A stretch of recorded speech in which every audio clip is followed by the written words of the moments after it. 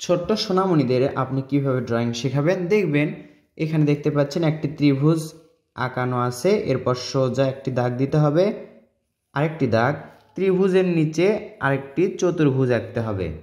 এরপর কি করতে হবে, সোজা দুইটা দাগ দিতে হবে দুই পাশে। এভাবে আপনি সোনামণিদেরকে ড্রয়িং শেখাবেন, তারা সহজে আঁকতে পারবে। দেখুন এই সোজা দাগ থেকে আমরা এভাবে একটি দাগ দিব, এই তো এভাবে এবং এভাবে, এটার সাথে মিলে দিলাম। আবার কি করব, একই রকম করে এই পাশে একটা, এই পাশে একটা, এই তো সুন্দর একটি গাছ আঁকা হলো। এরপর এই পাশে দেখুন, এই তো একটা, দুইটা, তিনটা, তিন ধাপে আমরা গাছটি ড্রয়িং করছি। এই তো খুব ইজি।